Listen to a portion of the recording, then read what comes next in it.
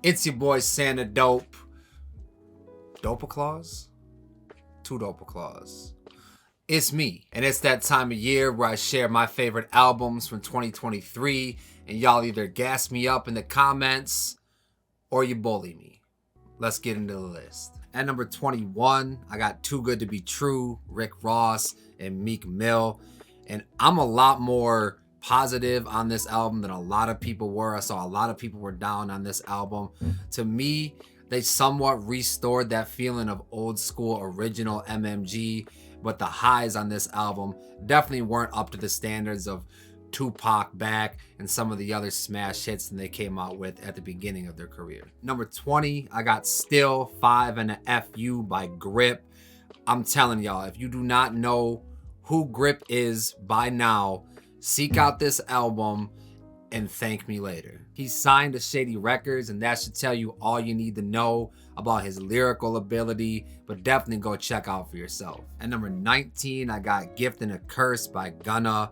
And I know some of y'all are gonna be getting up in arms about, oh, he's a rat. Oh, he's snitched. Oh man, he's saying free Young Thug, but he snitched on Young Thug. Hear me out. The fuck that got to do with me? And to be honest with you, fuck that got to do with you if you're not part of the RICO charges, if you're not a street dude. What do you care, and why are you so invested in street shit? As an album, musically, to me, this is my favorite Gunna album that he's ever put out. Obviously, you have the song of the summer, in my opinion, with Fuck You Mean. A couple other joints on there that I really enjoyed. Not a lot of skips, in my opinion, which is something that I've never said about a Gunna album. He's definitely the most introspective and the most reflective that I've ever heard him. And I think this is the best version of Gunna. Number 18, your girlfriend's favorite rapper, Russ, and his album Santiago. This album, I guess, I think Russ said it in an interview, it's the whole album kind of a concept album about the Wim Hof method, some meditation type ish, and it definitely is reflective in the material and the songs on this album. I Love You Boy, Enough are just a few of my favorite songs on this album. Russ is crazy underrated, crazy versatile. He can do it all. He can dip into the singing bag and make a number one song. He can dip into the rap bag and give you a pure rap album with some of your favorite rappers like Chomp and Chomp 2. And then he can give you a little bit of both, like on this album here. Number 17, Doja Cat and Scarlet. Give me rappity rap Doja every day of the week. She said it during the rollout or before the rollout of the album that she was going to be on her rap shit. And in my opinion, she did not disappoint. But she still kept her pop appeal. Paint the Town Red, one of the most popular, one of the biggest songs of this year. On the more rap side, but still kind of got that radio appeal. Attention is another one of my favorite songs from this year. Agora Hills is a great R&B love song. My one criticism though is during the videos and I guess in some of the lyrics, all the demonic imagery and stuff. And I'm not about to get on the religious type tip of why I don't like it. I just think Doja is way better than that, and all that outrage, outrage marketing, all that sort of stuff, I think is way beneath her. Number 16, and a lot of y'all are gonna hate me for this, Magic 3 by Nas. I love this album. Don't get me wrong, the raps are top tier, the beats are incredible by Hit Boy, but I'm just a little Nas'd out right now. Nas has been steady dropping, what do you give us, 6-7 different projects in the last 2-3 years, and I'm grateful for all of them. I thought all of them were great bodies of work, but as we get to the end or the final album that we're getting between Hit Boy and Nas, I'm just a little Nas'd out, little burnt out on the Nas, but as an album by itself, great body of work. Number 15, And Then You Pray For Me, Westside Gunn. Westside, and you can see this reflected in just how he dresses and how he moves and all that.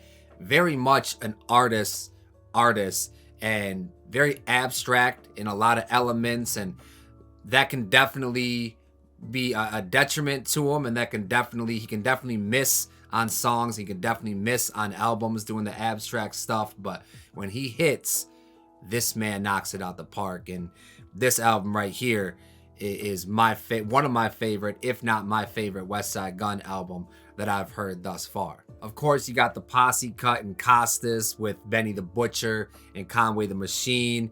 You got Mama's Primetime with Conway and JID, which is steady on repeat on my playlist.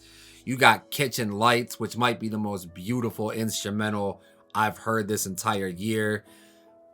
But then you got one of the worst songs, one of the worst hooks, most definitely, on Dunhill by Rick Ross, when he's rapping like this for no damn reason over a hard ass beat.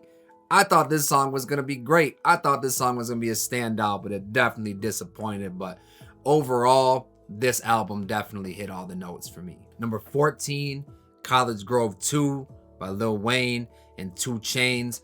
I'm gonna be honest with you, the original College Grove, pretty forgettable in my opinion. This one, I think more so will stand the test of time. A lot more memorable songs on this one.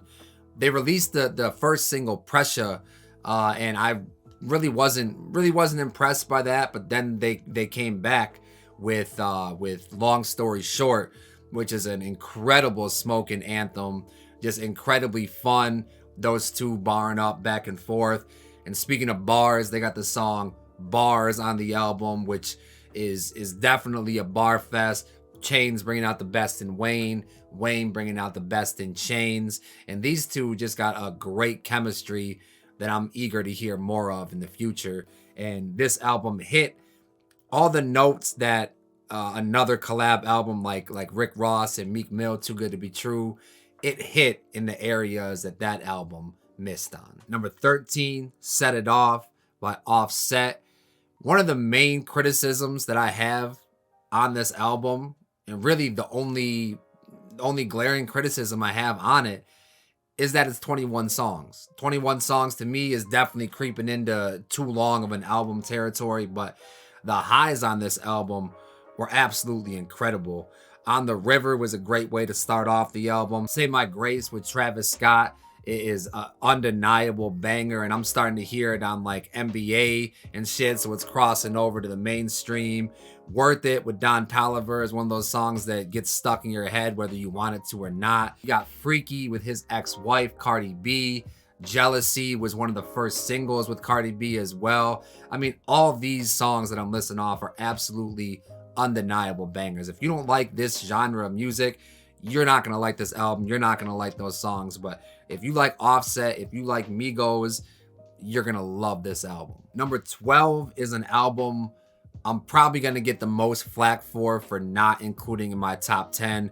I know a majority of best rap albums in 2023 lists are gonna have this album in the top 10, if not top 5, if not the best song, the best album, I should say, of 2023.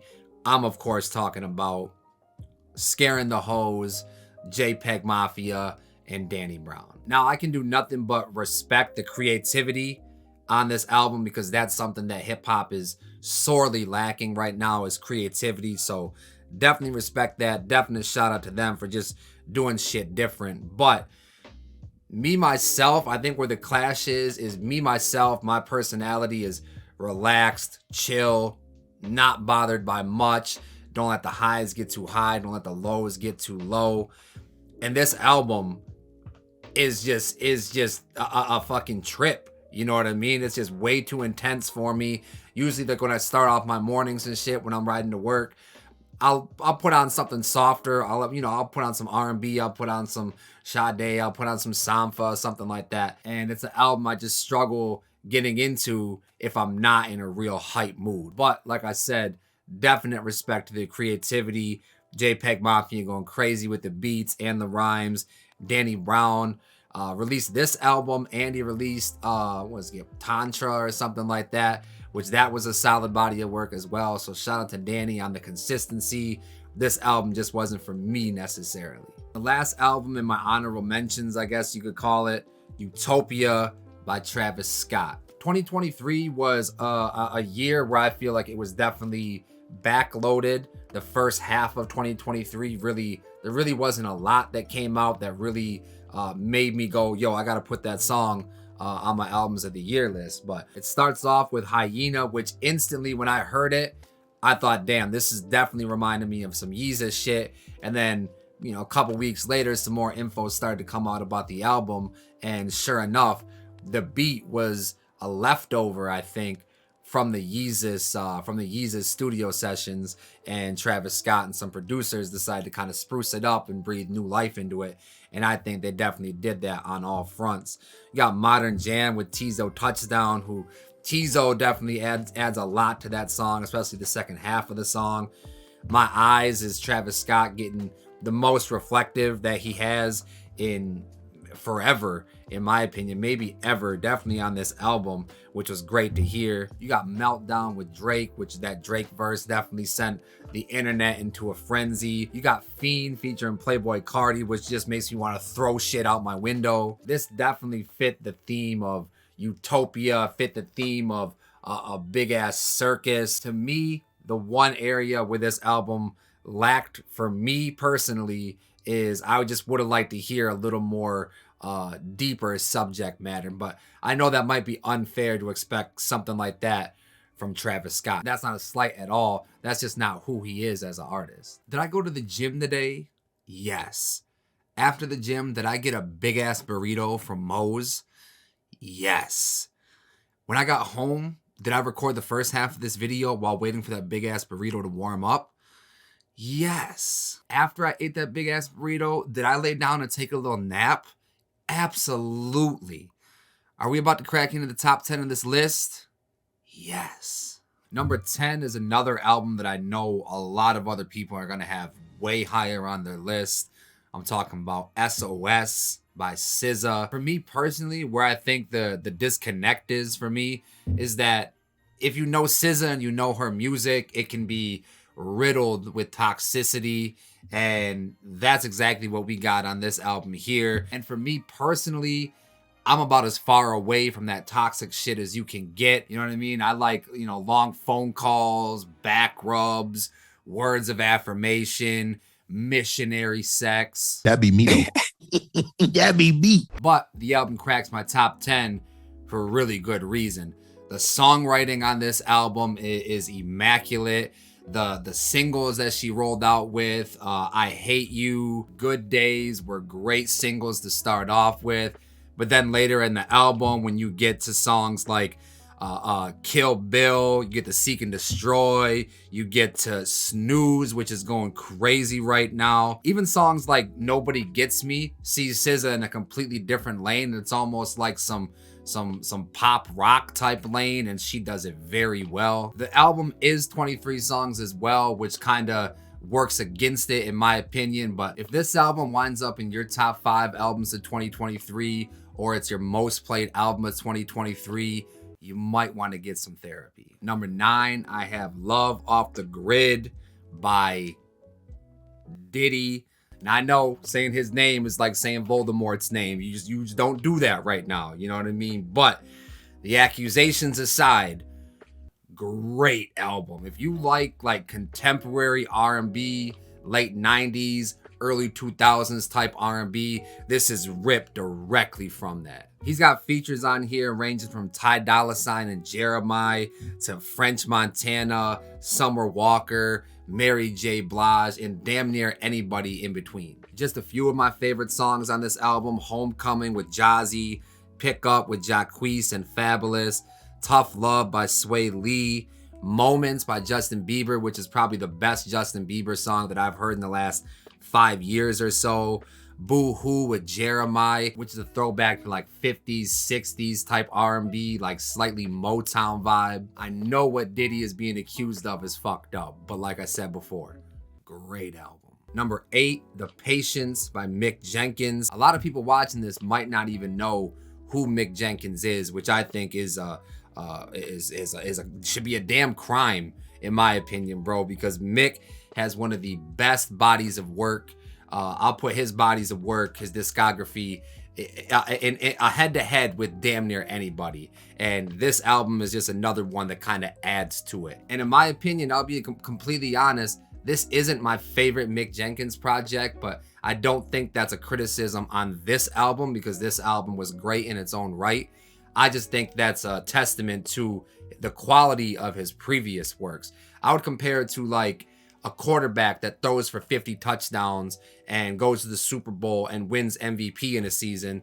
And then the next season he throws for 45 touchdowns, goes to the conference championship and doesn't quite win MVP. Still a great season, but when you compare it to previous seasons, it just doesn't quite add up. You got songs like Show and Tell featuring Freddie Gibbs, Sittin' Ducks featuring Benny the Butcher, which I found it pretty humorous that he had a feature by Freddie and then a feature by Benny the Butcher, right one after the other, given Benny and Freddie's history of beef. I just thought that was pretty funny. Then you got the first single with JID, Smoke Breakdance, one of my favorite songs of 2023. Later in the track list, you got Roy G. Biv, which is Mick. If you ever heard him on his scheme type songs like P's and Q's, this is him on more of that shit. But as the name would suggest, Roy G. Biv, he's going through a myriad of different colors and doing it in a dope way, storytelling. Then after that, he's got the song Pasta, which is one of the best just rap performances of this entire year. The conviction that he's talking with, he sounds hungrier than ever. Then we rounded out with the last track, Mop, which is just Mick talking his shit, rounding out the album in a great way. Number 7, Virginia Native by Smith. And some of y'all might be like, damn, I don't know who that is. I got no clue who Smith is. You need to get Smith on your radar ASAP, bro. I'll be doing music reviews and song reviews, album reviews for artists that seek me out. And he found me over on Instagram and we talk business and shit. And I said I'll listen to the album and give a little review. And I was so blown away by this album. I went in with kind of tempered expectations, you know what I mean? Because let's be honest, everybody raps nowadays. And, you know, the quality sometimes is down here. And in this case, the quality is fucking through the roof. This is, I think, the only non-mainstream, non-industry album on this list. But like I said before, this album needs to be on your radar. If I could compare him to anybody, it might be a lazy comparison. But if you were to tell me that he signed to Dreamville tomorrow, I wouldn't be surprised at all. Like I said in the album review, every single one of these 10 songs that are on this album have some sort of substance to it. I don't think there's an empty bar in any one of them. And I'm from Michigan. I rep Michigan to the day I die. But this album, Virginia Native, made me wish I was from Virginia. Number 6, by Kenny Mason. Now this song is, I guess you call it an EP or an LP or a short album, whatever. It's the shortest album that's on this list, but the highs of this album might be higher than any songs that are on any other album above this, bro. Only 9 tracks, but the tracks Dark Side, Rich, I Got, and Dracula, just that first half of this album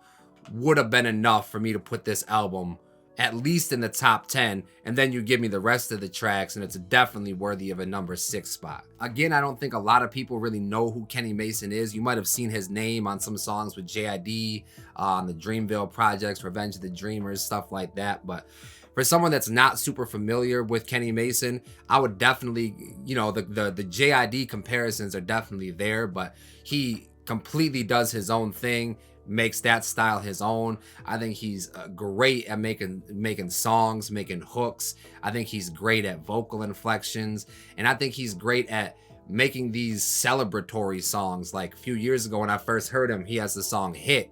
That's just a direct deposit anthem, you know what I mean? Oh shit, bro, it just hit. Oh shit, bro, it just hit. Like, it sounds simple, but it's so fun, just so enjoyable. Rich and Dracula, you'll definitely see those on my songs of the year list. Just more of an example of those type of songs. Kenny Mason's another one you definitely need to put on your radar, and I would start out with this album 6 right here. Top 5, number 5, How Do You Sleep at Night, Tizo, Touchdown. Tizo popped up on my radar. I don't even know when. I definitely started to take more note of him this year when I heard him on Travis Scott's Utopia. Then I saw him pop up on Drake's For All the Dogs. If you don't know him, I'll pop up a picture right here. He's the dude with the nails in his head. You probably saw him pop out a few years ago, and he was getting some press because of that. But the music has caught up to the antics, if you will, of the nails in the hair, man. Because this album right here, How Do You Sleep at Night, it's genre blending. It's taking inspiration from so many different genres and making it his own, making it unique. Tizo is if I could put stock into anybody just being a star in a couple years, I would invest all my money into Tizo, bro. Just a few of my favorite songs: You Thought featuring Janelle Monáe, Sweet featuring Fushi, Neighborhood, Mood Swings. I mean, just take your pick. It's hard for me to just list a couple of my favorite songs, but damn, the album is cohesive, but every song is way different than the previous song or the next song. This album is definitely an experience. Number 4, Drake, For All the Dogs. Now, I know a lot of people were way down on this album, and I'm definitely in the minority because I really enjoyed For All the Dogs. I've been critical of other albums on this list for being too long. Anytime you venture into the 20 plus song territory, you're really losing me. So your album's really gonna have to be really good through and through to keep my attention. But Drake definitely did this, and of course there's some filler on there in a 20 plus song album. But this album isn't perfect, but the songs I enjoyed, I really enjoyed. And between me and you, I'm working on making the perfect Drake album. Between the Scary Hours edition he released after the initial release, and then the initial release, 27, 28 songs, something like that. I'm trying to find the perfect 20 song album, taking certain songs off, moving around the track listing. So definitely be on the lookout for that. But speaking of that Scary Hours edition, man, I loved how Drake responded to the criticism, and he just said, okay, y'all want that? Watch this. Y'all want the old Drake? Watch this. Y'all want to criticize me for not giving you enough rap? Watch this. Let me go grab Conductor. Let me go grab Alchemist. And let me go grab J. Cole one more time to bar back and forth and shit and shut everybody up. Number 3, Michael, Killer Mike. This album was raw, emotional, unapologetically black. I described it in my initial album review, which never saw the light of day because it got corrupted, RIP. But I described this album as going from church service to the barbecue, to the strip club, to the family reunion, to the barber shop, to a funeral, and everywhere in between. Very much reminiscent of Tizo Touchdown's How Do You Sleep at Night, but completely different lanes. But this album was also very much an experience. Number 2, Let's Start Here, Lil Yachty. Now, if you were to tell me back in 2022 that Lil Yachty would have been in my top 2 favorite albums of the next year, I would have said you need to seek psychiatric help immediately. I might have called the damn FBI on you, bro. But at the start of this year, Yachty dropped Let's Start Here, and I was kind of reluctant to get to it, reluctant to do a reaction on my channel. Finally got around to it, and I'm so thankful that I did. You know, some of these albums on here I didn't do reactions to and kind of just listened on my own time, but I'm so glad that I got around doing a reaction to this album, bro, because this album isn't really on no rap shit. It's not heavy on the rap shit. I would still consider it hip hop, but alternative as well. Again, kind of throwing it back to Tizo again. This blended genres amazingly, just like Tizo did on his album. But Yachty was more in like an alternative rock, more of a psychedelic rock lane, and I would have never guessed it, but he did it amazingly, exceptionally. The intro, Black Seminole, instantly pulls you in, and then you get to the end with, I believe it's Diana Gordon on the vocals, just going crazy vocally, along with that beat, that instrumental. Then you got The Ride and Running Out of Time, which are just you can put them on repeat and you won't get sick of them. Later in the track list, you got We Saw the Sun and Drive Me Crazy. Then we got I've Officially Lost Vision. I'm just listing off songs now, but all these songs, this whole album, front to back, completely unexpected, completely left field. And I think Yachty nailed it. And this is just a testament to taking an artistic risk and it paying off Full Scale. And my number 1 album of 2023, La High by Sampha. Sonically, this album is just so pleasing to my ears, so warm. It just feels like a big hug that makes all your worries melt away for the 50-minute runtime. The electronic instrumentals are definitely unique, and then you got Sampha's just tender, beautiful voice over top of them coming together for just beautiful body of work, song after song. This is one of those albums where you listen to it on first listen and you go, oh, that's my favorite song. Number whatever, that's my favorite song. And then you listen to it again and you go, damn, okay, now this song's my favorite song. Then you listen to it again and you go, damn, this song that I didn't really like, probably my least favorite song before, now that's my new favorite song. Like, I'll be honest, I started out really not messing with, Jonathan L. Siegel or Inclination Compass. Those two off first listen, I was like, I was kind of lukewarm on them. Now they might be my favorite songs on this album. The instrumental alone on the intro gets stuck in my head. Then you move on to maybe the best song on this album, Spirit 2.0, Dancing Circles, Suspended. Jonathan L. Siegel, like I said, might be my new favorite. Inclination Compass. Only, bro, Only. I'm so glad I didn't listen to it when it initially got released, and I listened to it within this album, so it kind of gave me a different perspective on it. Only is beautiful. And Sampha's voice, as I complimented before, I don't know if anybody else has made this comparison, but for me, the tenderness of his voice is very reminiscent of Sade. And that's my list for 2023 albums of the year. Feel free to sound off down in the comments. Gas me up on what I got right. Bully me on what I got wrong. Either way, I wish y'all a Merry Christmas and an even better 2024.